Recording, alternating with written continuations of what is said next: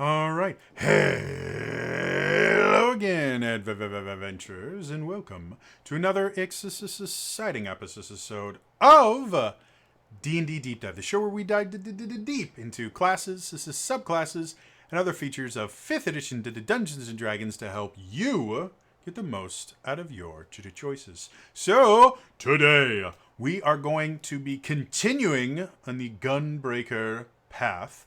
If you're wondering, what's a Gunbreaker? Well, these amazing people have actually created this homebrew where all the classes from Final Fantasy XIV, the MMO, have been translated to 5th edition Dungeons and Dragons, and they're super awesome and amazing. So I'm doing D&D deep dives on all of them, and the Gunbreaker is the first one that I've decided to do. Mostly because I'm a Gunbreaker main on Final Fantasy XIV, and I love it. Gunbreaker is super cool. So that being said, let's dive into this. So, really quick refresher on how 5th edition class design works. In 5th edition, every class is designed to play very differently right from the beginning. In order to do this, every class has these things called defining features.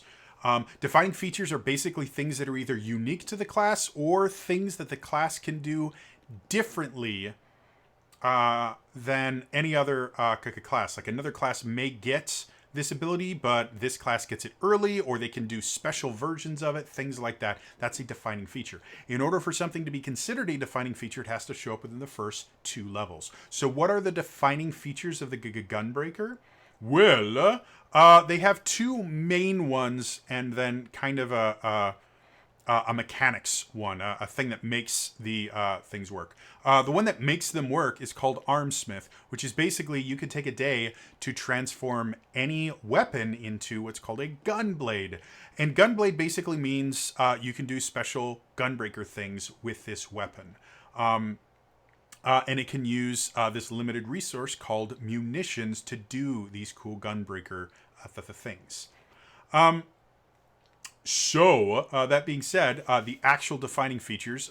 First one is Burst Strike. Burst Strike, whenever you make a melee weapon attack, where you make a successful melee weapon attack, you can use a munition to force the creature to make a con save, and then on a failure, they take some extra damage and they're knocked back to 10 feet.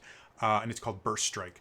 And Burst Strike effectively gives you a little bit of extra damage and allows you to kind of move and position the enemies the way you will want them. The second defining feature is called Gunner Shot. Basically, as part of your attack action, you can replace one or both of the attacks of that with this Gunner Shot, which is a special ranged weapon attack. And it does a little bit of extra damage, and you burn a munitions charge to use it. So a gunblade is actually a melee weapon that can make ranged attacks using this Gunner Shot. So very interesting and cool. So yeah, those are the defining features of the Gunbreaker. Now we are going to dive into the third and final subclass, the Revolver style. Now, the Breaker style was very much kind of a defensive, tanky kind of style. It was designed to kind of wade into enemies and protect its allies. The Lionheart style just killed things with elemental damage. Did tons of elemental damage. We talked about some ways to modify it so it wouldn't be quite as overpowered as it is. But that's the whole point of it, is to just go in and go, boo, boo, boo, boo, boo. Me cut and explode, blah, blah, blah, blah, blah, blah. Really cool. The Revolver style is meant to be the ranged version of the Gunbreaker. Now, if you remember when we talked about arms, I said you can make any weapon into a gunblade, not any melee weapon. So you can take specifically the weapons that you get proficiency with being a Gunbreaker are simple and martial weapons, so basically all weapons, plus pistols and muskets, which are special kinds of weapons that are neither simple nor martial weapons. So, one of your quote-unquote gunblades you could make could be a pistol or a musket gunblade. And that's what the revolver style is basically about. You're going to be using your dexterity a lot more than your strength, though your strength is still very important because all your gunbreaker DCs are based on your strength skill. So this one leans much more heavily into both strength and dexterity, but you can make your ranged attacks, and then every so often put your add in the damage for the gunner shot to just do some extra damage and burn munitions. So yeah, this is the ranged gunbreaker, which doesn't really exist in Final Fantasy XIV. This is something unique to the tabletop, and I like that. I think it means that you've got a really, really interesting of a version of a gunbreaker here. So, starting at the third level, you get Gritty Gunner. When you use Gunner Shot with a hostile creature within 5 feet of you, you do not suffer disadvantage on the attack, and you add your Strength ability modifier to your Gunner Shot damage rolls. Additionally, you gain proficiency in all firearms. So there's a lot to break down here. So first things first, anytime you make a ranged attack, whether it's a ranged spell attack or a ranged weapon attack, and there's someone within 5 feet of you, you will roll that attack at disadvantage. There is a feat, there's actually a couple different feats that remove that. But the basic rule is if someone's real close to you, if you are a ranged character, you want to keep people away. In order to get away from someone doing that, generally you either have to run away, which might provoke an opportunity attack, or use your action to take the disengage action, which means you can't take your actual action. So with Gritty Gunner, if someone does get into your grill, you can do your Gunner Shot to attack basically point blank and still be able to do actually more damage than you would normally do, because in general your Gunner Shot should do more damage than a regular attack. And if you are basically in melee with someone and use the Gunner Shot ability, you get to add extra damage on, which is your Strength ability modifier. Normally, the Gunner Shot uses your Dexterity ability modifier for the attack roll and the damage roll. This lets you add your Strength ability modifier to the damage roll as well, making it even more powerful. Or actually, no, I don't think you add your dexterity damage to it at all. Oh, no, you do. You do the dexterity modifier to attack and damage. So this, again, just adds more damage to it, and you can do it when you're really, really close. So this is kind of, it's a holy shit maneuver. If, again, with this being a ranged character, you want to stay away from creatures, and this gives you something to do when you are in melee range. And there's actually an incentive to do it because of that additional damage from strength. So yeah, overall, really good. There's a lot of different situations where that could be very, very useful. And then the proficiency in all firearms is also good. It means the revolver gunbreaker is going to be able to do a lot more. Now, depending on the campaign. That may be limited on being able to find some of these firearms, but there are a lot of different really interesting firearms that you can use, especially if you use the supplements like the stuff that Matt Mercer wrote for his Gunslinger subclass.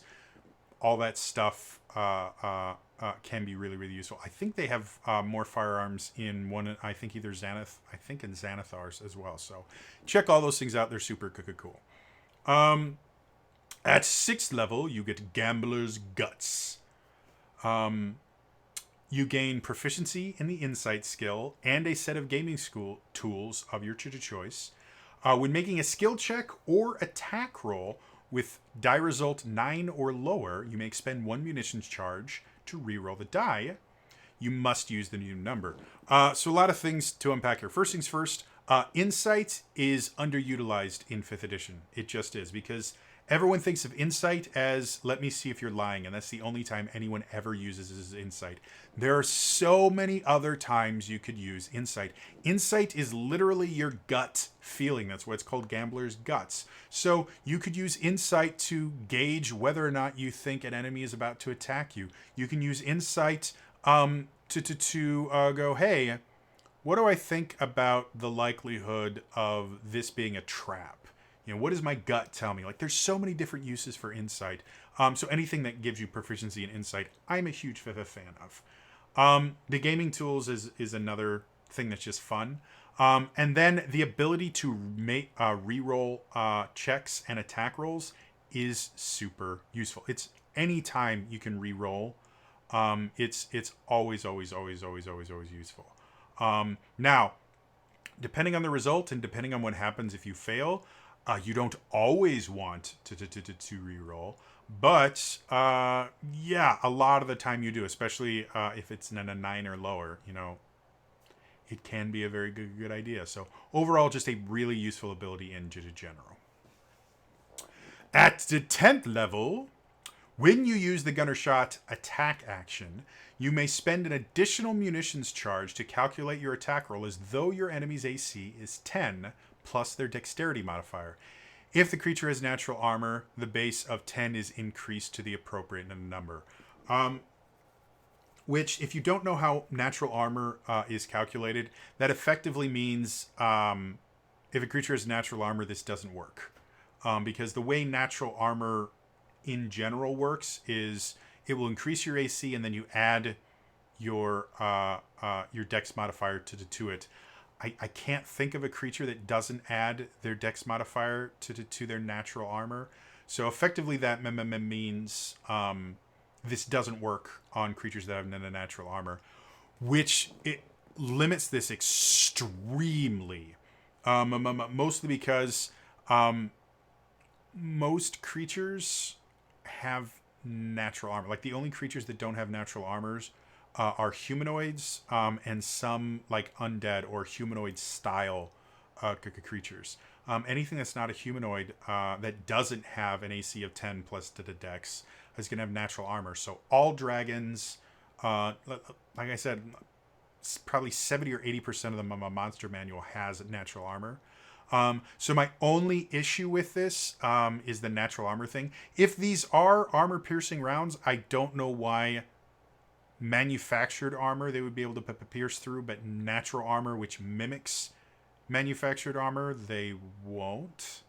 So I would say take off that last line of the natural armor thing and just let it be 10 plus their dex mod, which I love. I love the fact that they can make attacks and be able to hit on lower scores, especially since there are some really, really tough creatures to hit that don't have very good dex modifiers, but just have a very high natural armor. Plate wearers and the things like that are going to have a very high AC, but if you can take their plate out, that's effectively dropping their armor by either 6 or 8, depending on what kind of a plate they're wearing. That's really, really good and can be incredibly useful. It's tied to your munitions charges, so it's already limited, and it only works on your gunner shot, which already uses a munitions charge. So it's already limited enough. I don't think we need to limit it to the natural armor as well. I say let them pierce all the armor, and this becomes a really, really interesting, fun thing. Because there will be certain times when you wouldn't use this at all, simply because you're already going to be hitting them without needing it.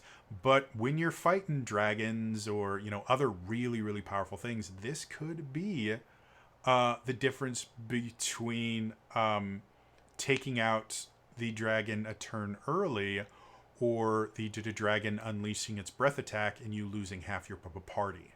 And I like that, especially since it is at the 10th level.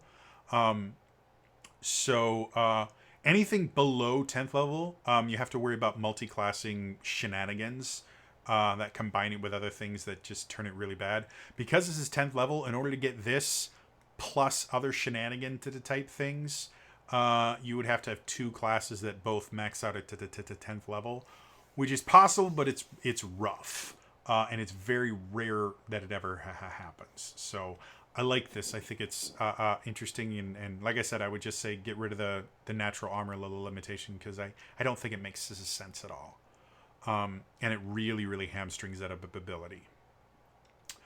Going to 14th level, you get Bombardment. You may use the following abilities when you use your Gunner Shot attack action as though you are attacking in melee range. Burst Strike, Blasting Zone, and Sonic Breaker. This changes things drastically, especially with Gritty Gunner, because now, if somebody gets in your face, you can Gunner Shot them without rolling disadvantage, use Burst Strike to knock them back 10 feet, and then move back and fire again. It also means Burst Strike, you can attack from range. The Gunner Shot has a max range of 60 feet, so you can only do it from 60 feet away. But it's still, you have 60 foot of movement ability, which is really, really useful. And then, again, Blasting Zone and Sonic Breaker are other ones that are just really, really useful, and now you can use them from range.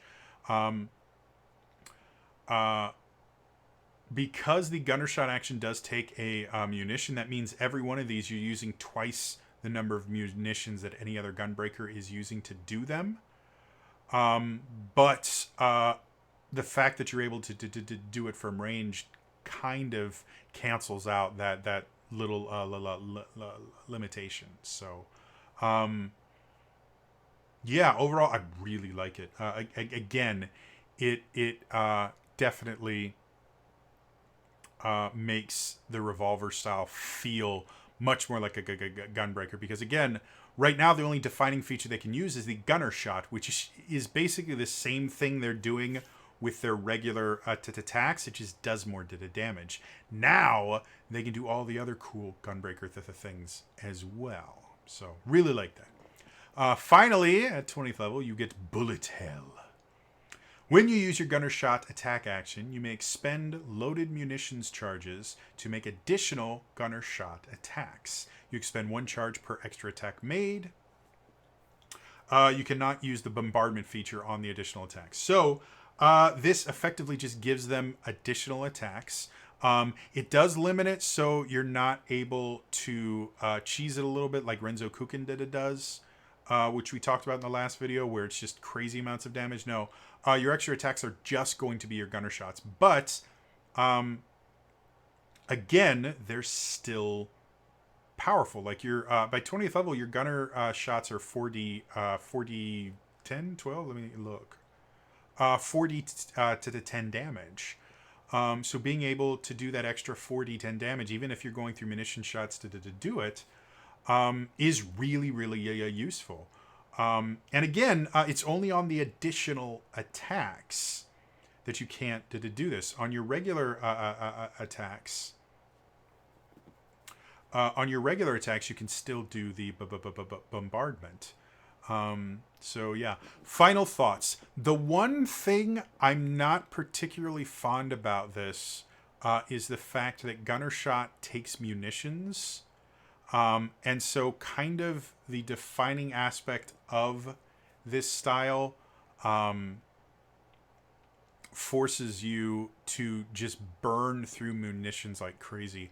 And if you use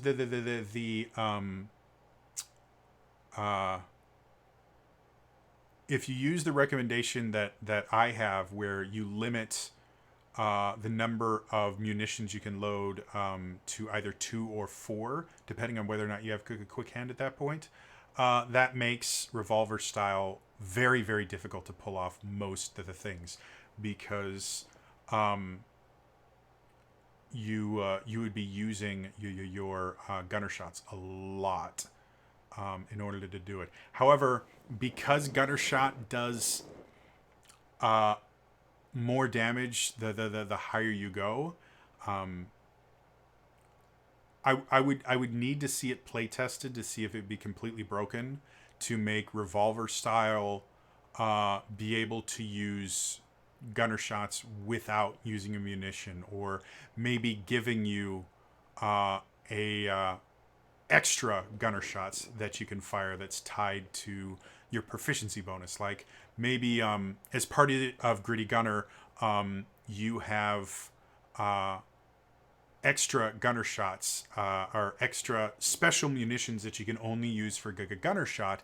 And you have a number of these gunner shot munitions equal to your proficiency bonus. So at low levels, it gets better as you level up. That's something that they did in Tasha's a lot, and it works really well. And it would allow you to use gunner shot a little bit more freely and just feel a little bit more powerful as the revolver. Because, like I said, I really think limiting the Gunbreaker to only a maximum of 4 munitions in there, and having those extra gunner shots not be limited to your munitions, they're just extra shots that you can do.